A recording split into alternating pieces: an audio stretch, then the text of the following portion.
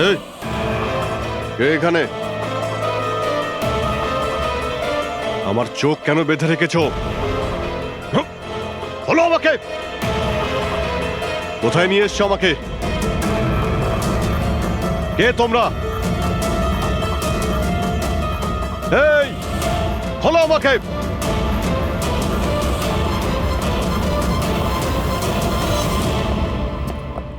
কে তোমরা? হ্যাঁ, চোখ থেকে ওটা খোলো।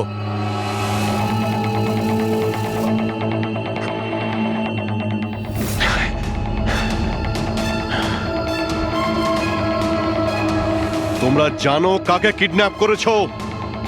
একজন সিআইডি অফিসারকে। অভিজিৎ, তুমি আর এখন কোনো সিআইডি অফিসার নও। Senior inspector Abhijit CID duty থেকে সাসপেন্ড থাকবে। ভয় পেও না, আমাদের থেকে তোমার কোনো ভয় নেই। আমাদেরকে নিজের বন্ধু ভাবতে পারো। বন্ধু? তোমরা কারা বলবে? সব জেনে যাবে অভিজিৎ, আমরা কে আর তোমার থেকে কি চাই। অন্ধকারে লুকিয়ে রয়েছো কেন? সাহস থাকলে সামনে এসো। আমরা অন্ধকারে আছি কারণ এই দেশ আর সমাজ আমাদেরকে আলোতে কাজ করতে দেয় না। তার মানে আমরাও তোমার মতো একজন আইনের রক্ষক, কিন্তু তুমি আইনের ছাতার তলায় কাজ করো আর আমরা ওর বাইরে। আমরা অপরাধীদের সরাসরি সুবিচার দিয়ে থাকি, না কোর্ট, না কাছারি, না এনকোয়ারি কমিশন, সোজা মৃত্যুদণ্ড।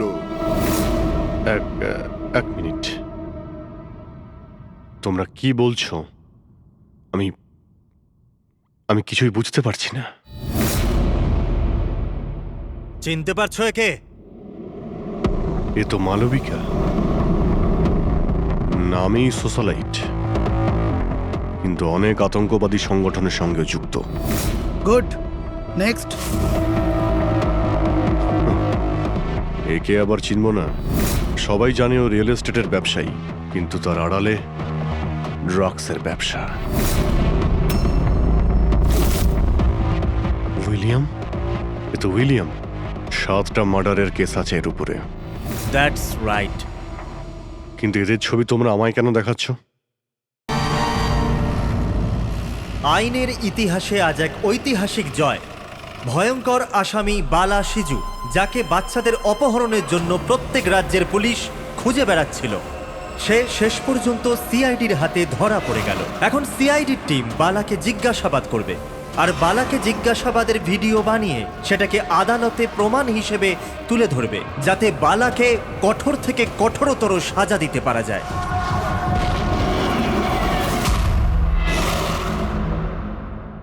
এক কাপ চা পাওয়া যাবে? ওই বাচ্চাগুলো কোথায় যাদের তুই বিক্রি করেছিস?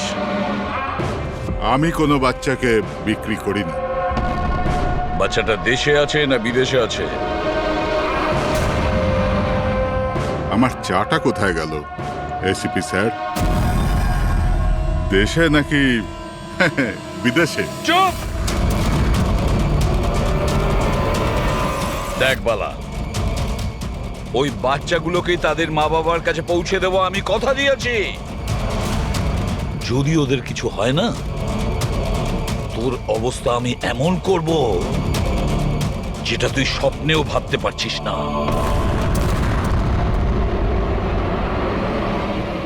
এসিপি স্যার আমাকে হুমকি দিচ্ছেন?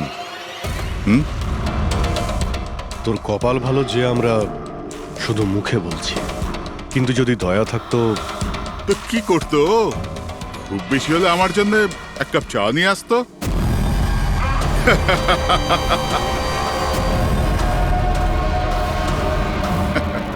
পা নিচে নামা।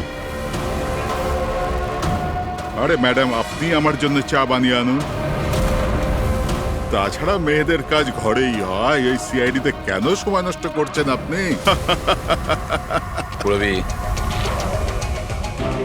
আর যদি আমার ম্যাডামের হাতের চা ভালো লাগে, হ্যাঁ, তো আমি ওর সাথে বিয়ে করবার ব্যাপারেও ভাবতে পারি। উকিল বাবু, এ কিন্তু বড্ড বাড়াবাড়ি করছে। কি তোর এত সমস্যা হচ্ছে কেন অভি?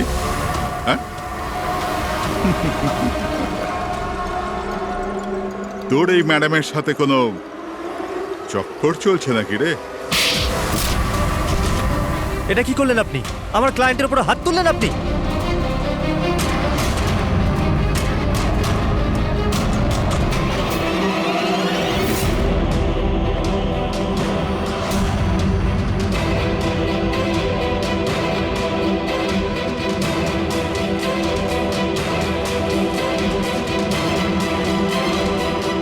Sir?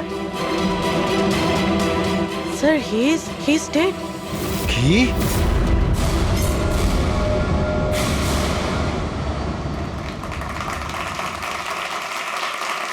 Good evening ladies and gentleman and welcome to প্রশ্ন উত্তর। আমি আপনাদের হোস্ট অভয় কুমার আপনাদের স্বাগত জানাই। আজকের বিষয় একটা বিতর্ক যে আমাদের দেশের আইনের রক্ষাকর্তারা আইনের থেকেও কি বড়। আপনারা সবাই এটা নিশ্চয়ই শুনেছেন যে সিআইডির সিনিয়র অফিসার অভিজিতের উপরে বালা নামক এক ক্রিমিনালকে হত্যার অভিযোগ আরোপ করা হয়েছে। এই জন্য আমাদের মাঝে আজকে উপস্থিত আছেন নিজেই senior inspector Abhijeet from the CID bureau, যার সাথেই এসিপি প্রদ্যুমান স্যারও, ওয়েলকাম স্যার, আর senior inspector Daya CID bureau থেকে।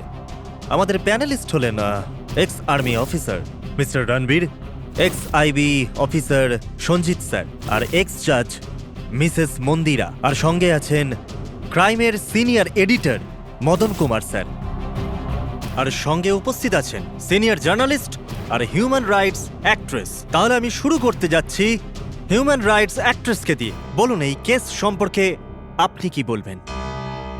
এদের মতো অফিসারদের জন্যই আইনের নাম খারাপ হচ্ছে দেশে। একদম ঠিক। হাতে বন্দুক কি শক্তি এসে যায়? এনাদের মনে হয় কি যা খুশি তাই করবে। আর মানবাধিকারকে মুচড়ে রেখে দেয় এই সব আইন রক্ষকরা। হ্যাঁ, আমি তো বলি এদের থেকে বন্দুকটাই ফেরত নিয়ে নেওয়া উচিত। বন্দুক চালানোর নৈতিকতা কি হতে পারে এদের ধারণাই নেই। আমি তো এটা বলবো যে এরা একটা সিম্পল কথাকে রং চড়িয়ে বলছে। বালা সিআইডিদের সঙ্গে খারাপ ব্যবহার করেছিল, আর এর মধ্যে যদি হাত উঠেই যায় তার মানে তো এই নয় যে অভিজিতের ওপর খুনের দাগ লাগিয়ে দেওয়া হবে। আর যদি কোনো অপরাধীর হাতে হতো এই খুন, তো তাহলে কি আপনি ছেড়ে দিতেন? বা সাধারণ মানুষের হাতে? না তো।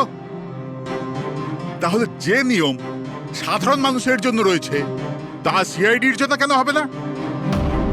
মিস মন্দিরা, আপনি কখন থেকে চুপ করে বসে আছেন? এই বিষয়ে আপনি কি বলতে চান? অভিবাবু, আমি এই জন্য চুপ রয়েছি যে যেই সিআইডির বাহাদুরির প্রশংসা লোকেরা করে থাকে তাদেরকে আজ এখানে অপমান করাটা ঠিক হচ্ছে কি? দেখুন, আমার মনে হয় তর্কের কোনো শেষ নেই। যে অভিজিৎ ঠিক না ভুল, এগুলো নিজস্ব ভাবনার উপর নির্ভর করে। এখন আমি কথা বলতে চাই এসিপি প্রদ্যুমান স্যারের সাথে, যার লম্বা কেরিয়ার দেশের প্রতি দায়িত্ব এবং কর্তব্যে পরিপূর্ণ। এই কেসেতে আপনি কার পক্ষ নেবেন? সিআইডির অভিজিৎ স্যারের নাকি আইনের পক্ষ নেবেন?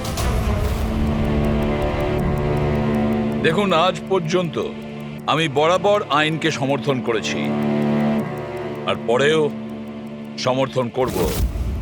আমি ন্যায়ের পক্ষেই। আর এ কথা বলার কাউকে আমি সুযোগ দেব না যে আইন সিআইডির জন্য একরকম আর সাধারণের জন্য অন্যরকম। যতক্ষণ না এনকোয়ারি কমিশনের ডিসিশন জানাচ্ছে ততক্ষণ senior inspector Abhijit CID duty থেকে সাসপেন্ড থাকবে।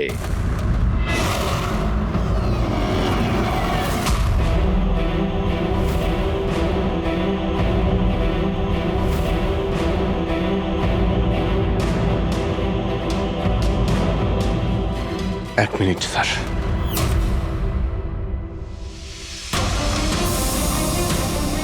স্যার, আমার ব্যাপারে লোকেরা কি বলল তাতে আমার কিছুই যায় আসে না। এইমাত্র আপনার মুখ থেকে যা শুনলাম তাতে খুব কষ্ট হচ্ছে স্যার। যা কিছু হয়েছিল আপনার সামনেই হয়েছিল, আপনি ওইখানে ছিলেন। আপনার বুকে হাত দিয়ে বলুন তো স্যার, আমি কি ইচ্ছে করে ওই লোকটাকে মেরেছি? আর যদি আপনার উত্তর হ্যাঁ হয়, তাহলে আমি আদালতের সিদ্ধান্ত শোনার আগেই নিজে গিয়ে ফাঁসি কাটে ঝুলে পড়বো স্যার। অভিজিৎ, রিল্যাক্স। না দয়া, অনেক হয়েছে। এরকম অনেকবারই হয়েছে। অনেক সময় দেখেছি কিছু মানুষেরা আমাদের উপরে অপবাদ দেয়, আর স্যার আমাদের পক্ষে থাকার বদলে আমাদের সাসপেন্ড করে দেন। আর আপনারা বড় বড় কথা বলছিলেন মানবাধিকারের। কি বলছিলেন আপনি? আমাদের হাত থেকে বন্দুক নিয়ে নেওয়া উচিত। আজ আপনারা বাড়িতে সুরক্ষিত হয়ে যে হোলি আর দীপাবলি কাটাতে পারেন, সেটা সেই কারণ আমাদের হাতে বন্দুক রয়েছে। সারা রাত ধরে আমরা জাগি যাতে আপনারা নিশ্চিন্তে ঘুমোতে পারেন। যখন অপরাধী এইখানে কপালে বন্দুক ঠেকায় না আর বুকে গুলি চালানোর জন্য হুমকি দেয়, ঠিক তখন আপনাকে এটা মনে করিয়ে দেওয়া হয় যে আপনি অপরাধীকে গুলি করতে পারবেন না, শুধু পায়ে গুলি করতে পারবেন। সেই দিন আমি আপনাদের কাছে হিউম্যান রাইটস আর মানবাধিকারের স্পেলিং জিজ্ঞাসা করব। সেই দিন। আজ আমি সবার সামনে জোর গলায় বলতে চাই, বালার মতো অপরাধীদের বেঁচে থাকার কোনো অধিকার নেই। এমনি তো আদালত তোকে ফাঁসিরই হুকুম দিত। আগে মারা গেছে বলে এত প্রশ্ন কিসের জন্য? এত বছর ধরে সিআইডি যদি আমার হাত বেঁধে না রাখতো, তাহলে এই অপরাধীদের অনেকদিন আগেই আমি শায়েস্তা করে দিতাম। আর এমনিতেও এমন আইন থেকে কি লাভ যা অপরাধীদের শাস্তি দিতে পারে না? আর সেই আইন আমায় কি সাসপেন্ড করবে? আমি নিজেই আইনকে সাসপেন্ড করছি।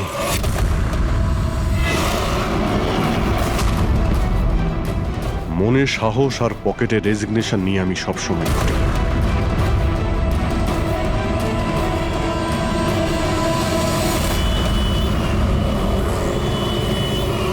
আরে ভাই, আমরা তো হলাম বন্ধু। কি চাই বলো তোমার? এই আমার বন্ধুর জন্য সব নিয়ে এসো আজকে, তুমি আর আমি মিলে। এই চল চল। অভিজিৎ, কি হয়েছে কি তোমার? কোন জায়গায় বসে আছো তুমি? আর কি ধরনের লোক আছে সাথে? চলো ওঠো ওঠো, চলো বাড়ি চলো। কোথায় যাব? সিআইডি ব্যুরোই তো আমার বাড়ি ছিল, আর ওখানে যাওয়ার আমার পারমিশন নেই। স্যার, সব ঠিক হয়ে যাবে। আপনি এখান থেকে চলুন। সব ঠিক হয়ে যাবে? এর থেকে আর কি ঠিক হবে? আর এখন আমি সিআইডি অফিসার নই। কোনো হিউম্যান রাইটস, কোনো এনকোয়ারি কমিশন আমার কিছুই করতে পারবে না। সমস্ত অপরাধীদের খুঁজে খুঁজে মারবো আমি। আর তোমরাও আমার কিছুই করতে পারবে না। আর না তোমার ওই এসএপি প্রদ্যুমান। যাও, তোমরা ওর কাছেই যাও। তোমাদের মুখ আমি দেখতে চাই না, যাও। অভিজিৎ, তুমি সজ্ঞানে আছো? তুমি জানো তুমি কি বলছো? ছাড়ো না ভাই। যদি তুমি সত্যিকারের বন্ধুই হতে না, তাহলে ওই দিনই প্রমাণ করে দিতে আজ এই সমস্ত ন্যাকামি করার কোনো প্রয়োজন নেই। কি বললে তুমি? নাটক? তোমার এটা নাটক মনে হলো? আবার কি? ঠিক বলেছ, একদম ঠিক বলেছ। স্যার, যাও যাও, তুমিও যাও।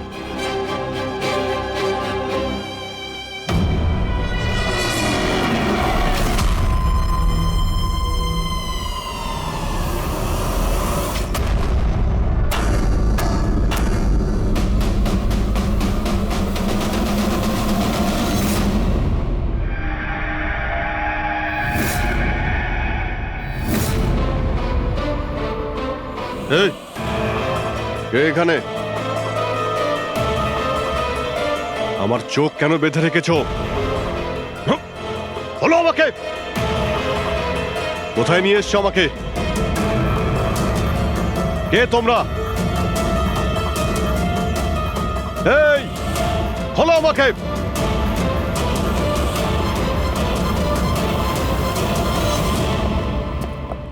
কে তোমরা? হ্যাঁ, চোখ থেকে ওটা খোলো।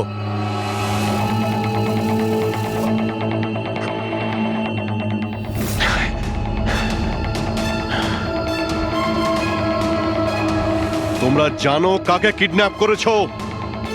একজন সিআইডি অফিসারকে। অভিজিৎ, তুমি আর এখন কোনো সিআইডি অফিসার নও। Senior inspector Abhijit CID duty থেকে সাসপেন্ড থাকবে। ভয় পেও না, আমাদের থেকে তোমার কোনো ভয় নেই। আমাদেরকে নিজের বন্ধু ভাবতে পারো। বন্ধু? তোমরা কারা বলবে? সব জেনে যাবে অভিজিৎ, আমরা কে আর তোমার থেকে কি চাই। অন্ধকারে লুকিয়ে রয়েছো কেন? সাহস থাকলে সামনে এসো। আমরা অন্ধকারে আছি কারণ এই দেশ আর সমাজ আমাদেরকে আলোতে কাজ করতে দেয় না। তার মানে আমরাও তোমার মতো একজন আইনের রক্ষক, কিন্তু তুমি আইনের ছাতার তলায় কাজ করো আর আমরা ওর বাইরে। আমরা অপরাধীদের সরাসরি সুবিচার দিয়ে থাকি, না কোর্ট, না কাছারি, না এনকোয়ারি কমিশন, সোজা মৃত্যুদণ্ড। এক মিনিট, তোমরা কি বলছো? আমি কিছুই বুঝতে পারছি না। চিনতে পারছো একে? এ তো মালবিকা,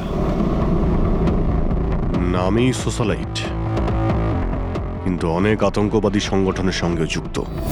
গুড, নেক্সট। একে আবার চিনব না? সবাই জানে ও রিয়েল এস্টেটের ব্যবসায়ী, কিন্তু তার আড়ালে ড্রাগসের ব্যবসা। উইলিয়াম? এ তো উইলিয়াম। 7টা মার্ডারের কেস আছে এর উপরে। That's right. কিন্তু এদের ছবি তোমরা আমায় কেন দেখাচ্ছ? আমার কাছে কি চাইছো?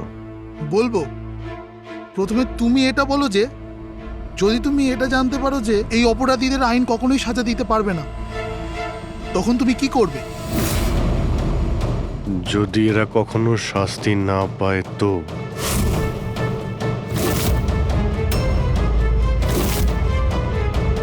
তো আমি এদের নিজেই মারব। আর এমনিতেও কোনো অপরাধীদের বেঁচে থাকার কোনো অধিকার নেই। সবাইকে পিষে মেরে ফেলা উচিত, সবাইকে। Very good. তোমার ভেতরে এই রকমই উদ্যম আর সাহস দেখতে চেয়েছিলাম আমরা। আমি তোমার যন্ত্রণা বুঝতে পারি অভিজিৎ। যদি বালা ভুল করে মরেও যায় তাতে কি আর হবে? ছিল তো ও একটা অপরাধী, না? এবার তুমিই বলো অভিজিৎ, এত বছরের চাকরির এই যে পুরস্কার পেয়েছো তুমি, এটা কি ঠিক? এদের মতো অফিসারদের জন্যই আইনের নাম খারাপ হচ্ছে দেশে। আর মানবাধিকারকে মুছড়ে রেখে দেয় এই সব আইন রক্ষকরা। হাতে বন্দুক কি শক্তি এসে যায়? এনাদের মনে হয় কি যা খুশি তাই করবে। না, এটা একদমই ঠিক নয়।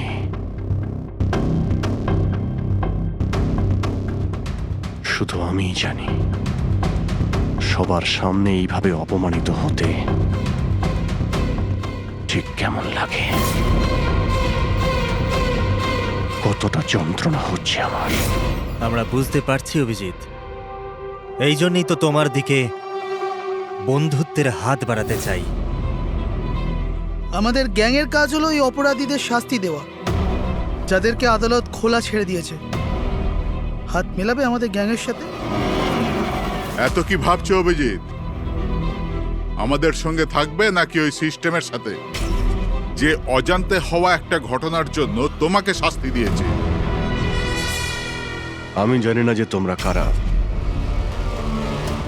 তবে লড়াই যখন অপরাধ আর অপরাধীদের বিরুদ্ধে, তখন আমার উত্তর সবসময় হ্যাঁ। কিন্তু এর প্রথমে তোমাকে বিশ্বস্ততার পরীক্ষা দিতে হবে। বিশ্বস্ততার পরীক্ষা? এই লোকটা কে? গগন, যে 5 জন মহিলাকে খুন করেছে, আর আদালত একে মানসিক ভারসাম্যহীন হিসেবে মুক্তি দিয়ে দিয়েছে। নাও রিভলভার আর চালাও গুলি।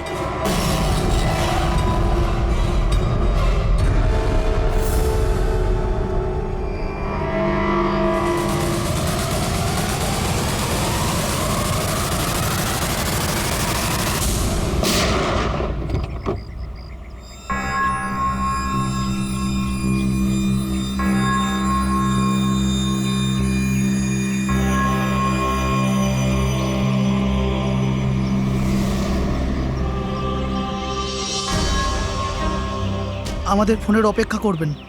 আর হ্যাঁ, যা আপনার অসুবিধা হলো না ওর জন্য সরি। আর একটা কথা মাথায় রাখবেন, ফোন সবসময় নিজের সাথে রাখবেন, যদি বাথরুম যেতে হয় তবেও।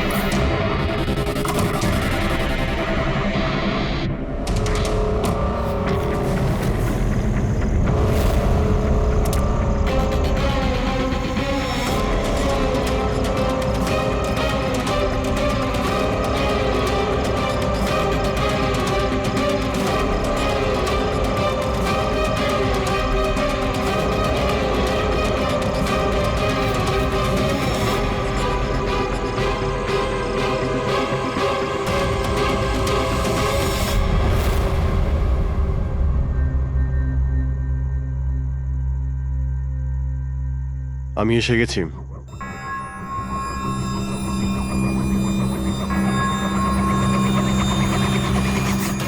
আমাদের সন্দেহই ঠিক। মানে যে গল্পটা আমরা ফেদেছিলাম সেটা বিশ্বাস করেছে ওরা। এটা তো হওয়ারই ছিল। যে জালে ওরা ফেসেছে সেটার প্ল্যান আমরা 1 মাস আগেই করেছিলাম। তবে স্যার, এত নামী অপরাধীদের একের পর এক খুন হওয়া, এটা কোনো কোইন্সিডেন্স হতে পারে না। স্যার, এই সমস্ত অপরাধীদের নতুন শত্রু কে এসছে? সেটাই তো আমি ভাবছি দয়া। এই 5 জনের একটা শত্রু থাকবে সেটা সম্ভব নয়। কিন্তু স্যার, আলাদা আলাদা থাকলে তারা একসাথে হামলা করলো কিভাবে? পুরোপুরি লোকগুলো আলাদা হতে পারে, কিন্তু গ্যাং একটাই, মোটিভও একটাই, খারাপ মানুষগুলোকে শেষ করা। কিন্তু আইনকে নিজের হাতে নিয়ে আলাদা আলাদা শহরে আলাদা আলাদা সময় খুন করা, এত লম্বা প্ল্যানিং কেউ একা করতে পারবে না। একদম ঠিক বলছো অভিজিৎ। মনে হয় তুমি কিছু পেয়েছো। হ্যাঁ হ্যাঁ বস। কি বস, এটা একজন খুনির কাজ নয়, কারণ বেশিরভাগ ক্ষেত্রে এক একজন খুনির খুন করার পদ্ধতিটা নিজেদের পছন্দ মতো, কিন্তু এক্ষেত্রে সেটা হয়নি। এই দেখো, একে গুলি করা হয়েছে, গুলি অনেক দূর থেকে করা হয়েছে, কিন্তু সেটা সোজা এসে হার্টে বিঁধেছে, 1 ইঞ্চিও এদিক ওদিক নয়। আর একটা, একে মার্শাল আর্টের একটা বিশেষ পদ্ধতি দিয়ে মারা হয়েছে, খুবই বিপজ্জনক, একটা আঘাতেই শেষ। আর এই তৃতীয় মার্ডার, এই তৃতীয় ব্যক্তিকে বিষ দিয়ে হত্যা করা হয়েছে। একটা ছোঁচলো জিনিস দিয়ে বিষটা ইনজেক্ট করা হয়েছে সোজা আর্টারিতে। বিষটা খুব তাড়াতাড়ি রক্তে মিশেছে আর স্পট ডেড। তাহলে তৃতীয় মার্ডারটাও কোনো এক্সপার্টই করেছে স্যার? হ্যাঁ অভিজিৎ, প্রথম শার্প শুটার, দ্বিতীয় মার্শাল এক্সপার্ট, আর তৃতীয় জন খুব ভালো করে ইনজেকশন দিতে জানে। তারা যারাই হোক, মানুষকে বিশেষভাবে মারার প্রশিক্ষণ প্রাপ্ত এরা, যেমন কোন স্পেশাল এজেন্ট। আর হতে পারে এই গ্যাংয়ে এই ধরনের চিন্তা ভাবনা করার মতো আরো লোক আছে, যারা এই সমাজ থেকে অপরাধীদের সরিয়ে দিতে চায়। স্যার, যদি ওরা এত এক্সপার্ট হয়ে থাকে, তাহলে না ওরা কোনো প্রমাণ রাখবে?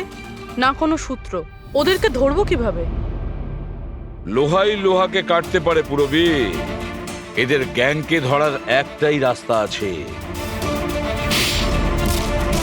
বালার মৃত্যুর নাটক। সবকিছু প্ল্যান অনুযায়ী হচ্ছিল স্যার। তারপরে ওরা আমাকে ট্রিগার প্রেস করে একটা লোককে মেরে ফেলতে বলে। আর তুমি ট্রিগারে চাপ দিয়েছিলে? Yes sir. ট্রিগারে চাপ দিয়েছিলে? Yes sir. এসব কি হচ্ছে? হ্যাঁ, বলেছিলাম না আমরা তোমার পরীক্ষা নেওয়া হবে, এটা দেখার জন্য যে তুমি এই কাজটাকে পরিণতি দিতে পারবে নাকি। আমায় কাকে মারতে হবে? এমন একজন মানুষ যে মানুষ বলার যোগ্যতা হারিয়েছে, দেশের উত্তরের রাজ্যগুলোতে ড্রাগসের ব্যবসা করে, আর জানি না এর জন্য কত যুবক নিজের জীবন বরবাদ করে দিয়েছে। তার নাম? নিজেকেও অনেক বড় বিজনেসম্যান মনে করে, কিন্তু ড্রাগ ডিলিং করাই হলো ওর আসল কাজ। একবার যদি ও শহরে ফিরে আসে, ব্যাস তারপরে ওর কাজ শেষ। নাম? নামে কি এসে যায়? গুলি মারবার ঠিক 1 ঘন্টা আগে তোমাকে বলে দেওয়া হবে যে কবে আর কোথায় গুলি চালাতে হবে। ট্রিগার কি করে টিপে দিলে? ওর যদি কিছু হয়ে যেত, মারা যেত তো? না দয়া, কিছুই হতো না। ওই বন্দুকটা হাতে নিয়ে আমি বুঝতে পেরেছিলাম ওই বন্দুকের মধ্যে কোনো গুলি ছিল না। অভিজিৎ, ওদের সাথে এমন ভাবে মিশে যাও যেন তোমাকে সন্দেহ না করতে পারে। এটাই হলো রাস্তা ওদের কাছে পৌঁছানোর। কিন্তু ওরা বড় ধরনের কিছু করে ফেলার আগে যদি আমরা ওদের আড্ডাতে পৌঁছে যাই ওদের গ্রেপ্তার করার জন্য। কিন্তু ওদের আড্ডায় পৌঁছাবো কি করে? তোমার চোখে তো পট্টি বাঁধা থাকে। চোখ বাঁধা ছিল, কিন্তু দয়া, ওদের আড্ডা থেকে বাড়ি পৌঁছানো পর্যন্ত আমি রাস্তাগুলো ভালো করে ফিল করেছি। আর যা কিছু আমার মনে হয়েছিল সব পেন ড্রাইভে রেকর্ড করেছি। এগুলো আমার জামা কাপড় আর জুতো। যদি এর থেকে কিছু সাহায্য পাওয়া যায় ওদের আড্ডায় পৌঁছানোর জন্য। স্যার, যা করতে হবে তাড়াতাড়ি করতে হবে। যে কোনো সময় আমার কাছে ফোন আসতে পারে ওই ড্রাগ ডিলারকে মারার জন্য। আর আমি এই ধরনের কাজ করতে চাই না যার পারমিশন আইন আমাকে দেয় না। যতক্ষণ আইন না বলছে আমরা কাউকে মেরে ফেলতে পারি না, সে কোনো বড় অপরাধী হলেও।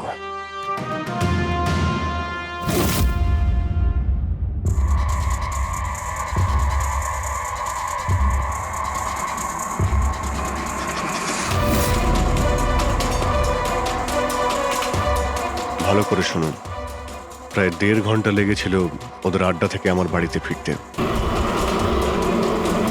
গাড়ির স্পিড 60-এর উপরে যায়নি। 15 মিনিট গাড়ি ট্রাফিক জ্যামে আটকে ছিল। 10-15, আর ঠিক ওই সময় কাউকে শ্মশানে নিয়ে যাওয়া হচ্ছিল। আর হ্যাঁ, যখন আমি আড্ডা থেকে বেরিয়েছিলাম তখন ওখানে কোনো মন্দিরে আরতি হচ্ছিল যা মাইকে বাজছিল। প্রায় সব মিলিয়ে 6টা সিগন্যালে গাড়ি দাঁড়িয়েছিল, আর প্রায় 5টা ফ্লাইওভার ছিল। প্রত্যেকটা ফ্লাইওভার ক্রস করতে 40 থেকে 50 সেকেন্ড লেগেছিল।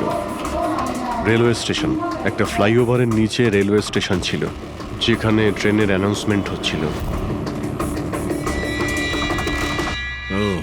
স্যার। হ্যাঁ বলো।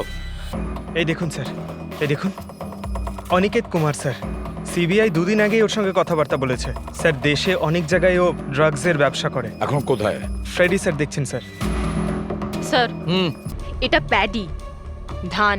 ও ধান। ওই যে তুমি অভিজিতের জামা থেকে যে সুতোটা এনেছিলে সেইটা একটা বস্তা সুতো, পাটের বস্তা। তাহলে ধান আর পাটের সুতো, তার মানে হচ্ছে এটা কোনো গোডাউন, কোনো একটা গোডাউনকে আস্তানা বানিয়েছিল ওরা। এমন একটা গোডাউন যেখানে সবজি বিক্রি হয়, অথবা কোনো ধানের কল। স্যার, স্যার এই রুটটা নিয়েছে এরা। রুটটা সেই রকমই যেরকম অভিজিৎ স্যার বলেছে। আমার মনে হয় এটাই। Good job Purabi. হ্যাঁ ডক্টর সালুকে। কি অভিজিৎকে আনাজের গুদামে রাখা হয়েছিল? অনিকেত আজকে সকালেই গ্রিস থেকে ফিরেছে, এখন অব্দি অফিসেও যায়নি। আচ্ছা, গ্যাং থেকে ফোন আসবে অভিজিতের কাছে। আসবে ফোন।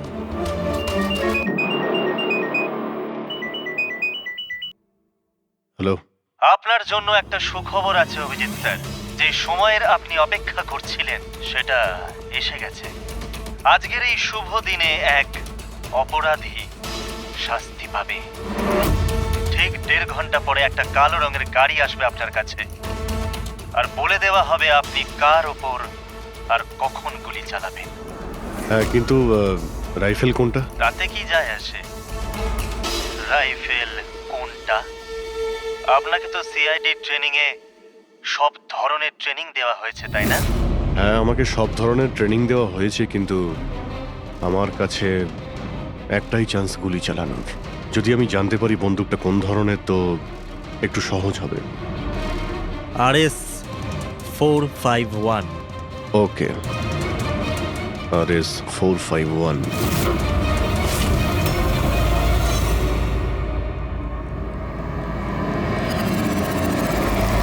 এটা কি বলছেন আপনি? আমার মৃত্যুর ভয় রয়েছে? তাহলে আমি যাবই না কোথাও, ঘরের মধ্যেই লুকিয়ে বসে থাকবো। আমি সমস্ত মিটিং ক্যান্সেল। অনিকেত, বাড়িতে লুকিয়ে থাকলে কোনো লাভ হবে না। ওরা প্ল্যান করে বসে আছে তোমাকে মারার জন্য। ওরা তোমাকে মেরেই ফেলবে। আপনারা কিছু করুন না, আপনারা সিআইডির লোক, বাঁচান আমাকে। বাঁচাবো আমরা তোমাকে। আর এবার গুলি আমাদের অফিসার তোমাকে করবে।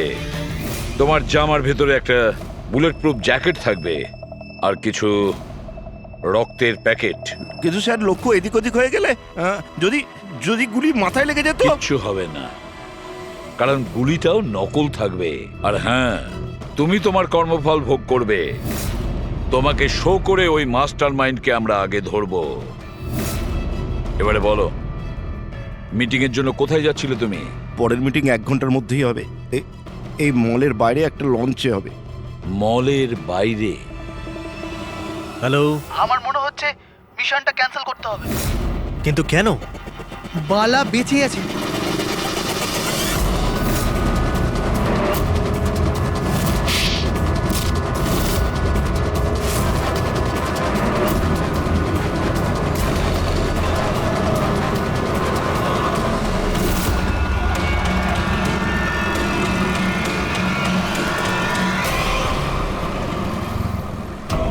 খুব বড় বিশ্বাসঘাতকতা হয়েছে আমাদের সাথে। অভিজিতের হাতে কেউ খুন হয়নি। প্ল্যান ক্যান্সেল করব না আমরা। সিআইডি আর অভিজিৎকে এই বিশ্বাসঘাতকতার চরম মূল্য চোকাতে হবে।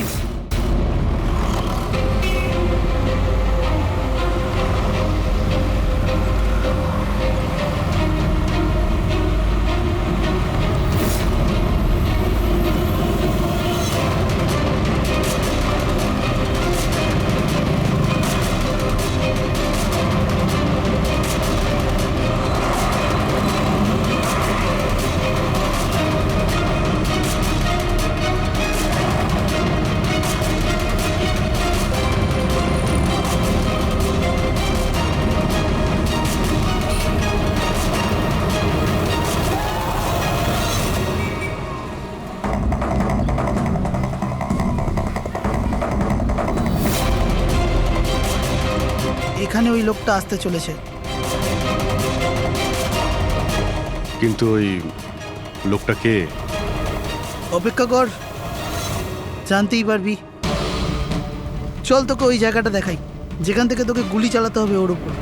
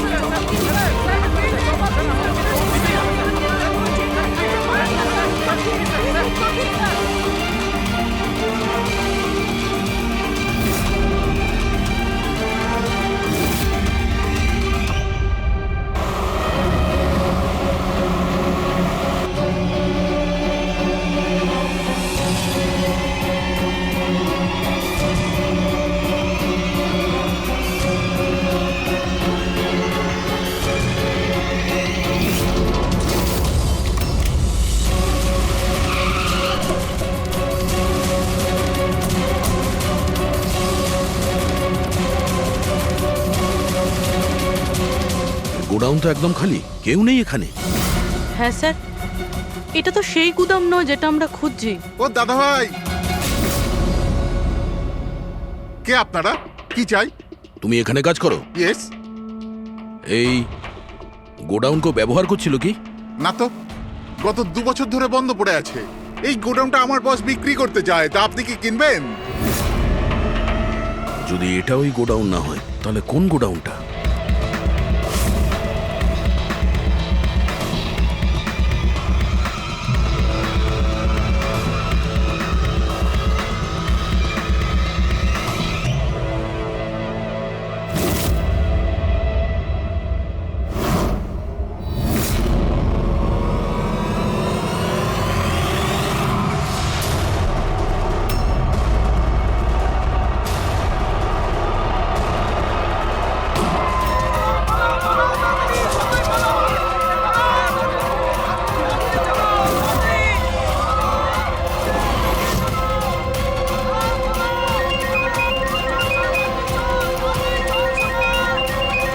হ্যালো। অভিনন্দন অভিজিৎ, তোমার সাফল্যের জন্য। Aniket is finished. এবার দেখা করে অভিনন্দন জানাবো তোমাকে। ঠিক আছে, আসছি আমি।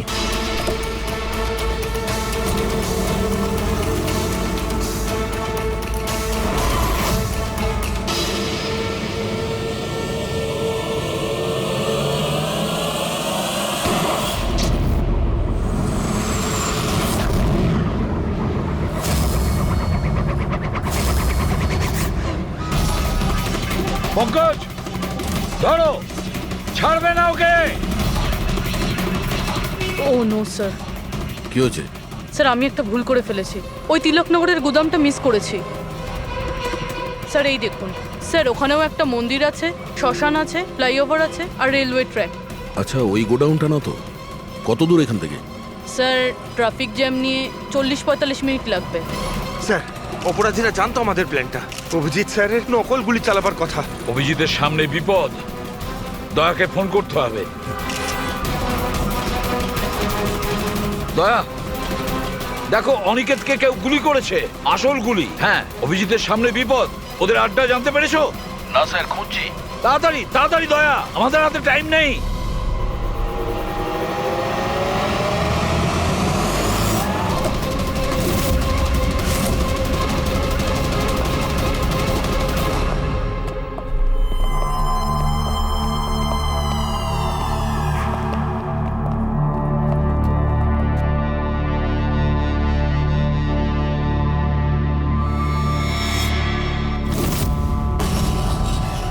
অনেক অনেক অভিনন্দন তোমাকে। Well done. অনিকেতের মৃত্যুর খবর প্রত্যেকটা নিউজ চ্যানেলে দেখাচ্ছে, আর এখন তুমি আমাদের বিশ্বাস জিতে নিয়েছো। এই জন্য এখন অন্ধকার থেকে আলোতে এসে তোমার সাথে নিজেদের পরিচয় করাবো।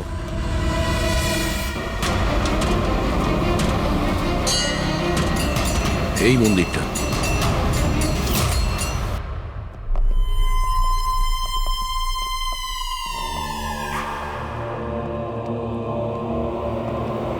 আমাদের প্যানেলিস্ট হলেন ex IB officer Sanjit sir,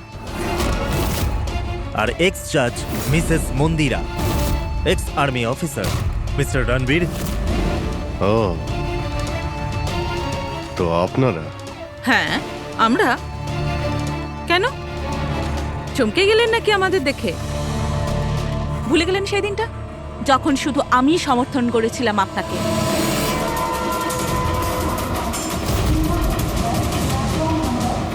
এই হচ্ছে রেলওয়ে স্টেশন। অভিজিৎ, আমাদের সবাইকার লক্ষ্য এক, অন্যায় সাফ করা।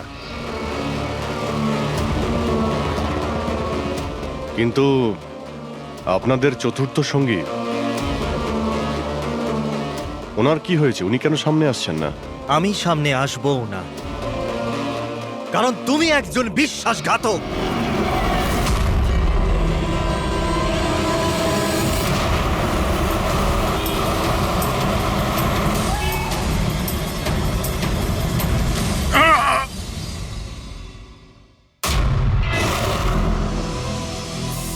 বালা বেঁচে আছে? হ্যাঁ, এ বেঁচে আছে, কারণ এই সব কিছু সিআইডির প্ল্যান মাফিক কাজ ছিল আমাদের ফাঁসানোর জন্য। আর এই হচ্ছে শ্মশান ঘাট। আর অনিকেত? সেও নিশ্চয়ই জীবিত আছে, নিশ্চয়ই এই অভিজিৎকে নকল গুলি মেরেছে। অভিজিৎ, এই বেইমানির জন্য একটাই সাজা, শুধু মৃত্যু, শুধুই মৃত্যু। তুমি আর বালা দুজনেই মরবে, দুজনেই। আর তোকে আমরা মারবো না,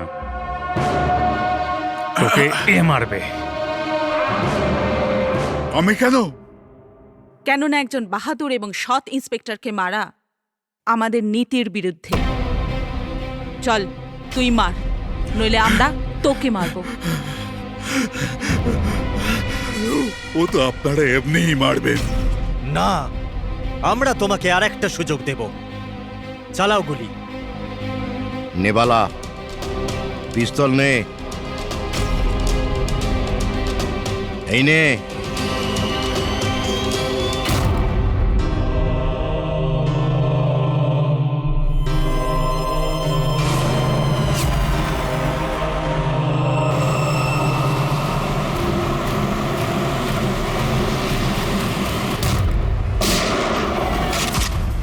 কেউ পালাবে না, চল। আমি আপনাদের হোস্ট অভয় কুমার। আমরা যা করেছি তাতে আমাদের কোনো আফসোস নেই।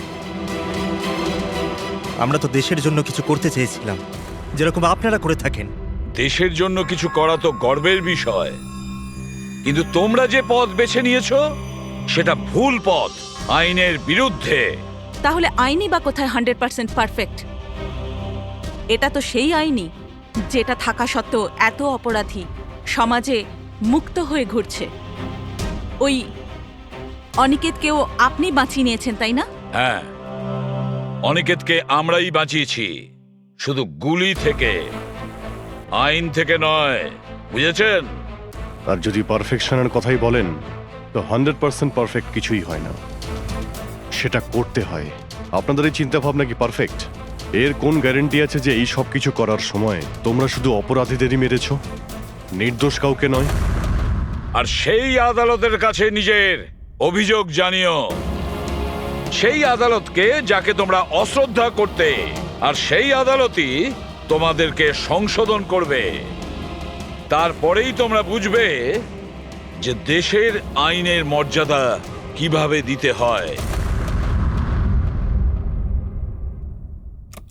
কেসটা খুবই জটিল ছিল স্যার। হ্যাঁ, আবার অপরাধীও ধরা পড়েছে, আরো একটা কেস ক্লোজ। তোমরা কি বাড়ি যাবে না নাকি? কিন্তু এখনো একজন অপরাধীকে ধরতে বাকি আছে। কি দয়া? Hello CID. কে আপনারা? কি চাই এখানে? আমি বিক্রম, ক্রাইম টিম থেকে। আমাকে এখানকার তল্লাশি নিতে হবে। এই হলো সার্চ ওয়ারেন্ট। তল্লাশি?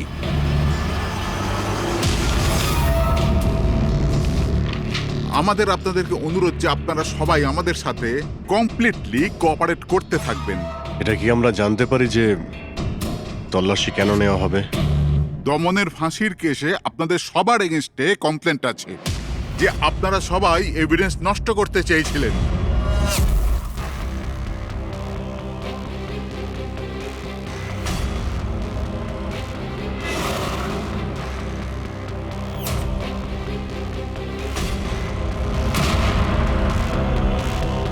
তল্লাশি শুরু করো। আপনাদের সবার ফোন রেকর্ড চেক করা হচ্ছে, আর আপনাদের সবার উপরে কড়া নজর থাকবে।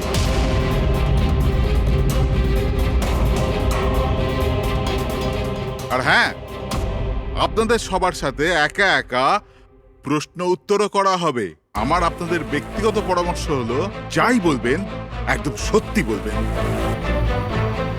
এটাই সিআইডির ভবিষ্যৎ তৈরি করবে। এই, আমরা সিআইডির কোনো গ্যাসের বেলুন নয়। আর তুমি কে আমাদের ফিউচার ঠিক করার?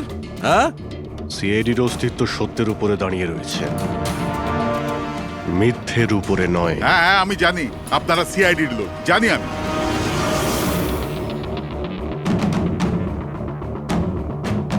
কিন্তু আপনারা যেই হন, আইনের ওপরে কিন্তু নয়। আর এখন সময় চলে এসেছে আপনাদের আইনটা মনে করা দরকার। হ্যাঁ, সেটা আমরা জানি যে আইনের ঊর্ধ্বে আমরা নই, আর আমরা আইনের সুরক্ষা করি, আইনের রক্ষাকর্তা। আমরা সিআইডি, আর গর্ব করে আমরা বলি আমরা সিআইডি অফিসার। আর আমাদের প্রতিটা রক্তের বিন্দু, প্রত্যেকটা ফোঁটা সিআইডি দেশের জন্য সমর্পণ করছে।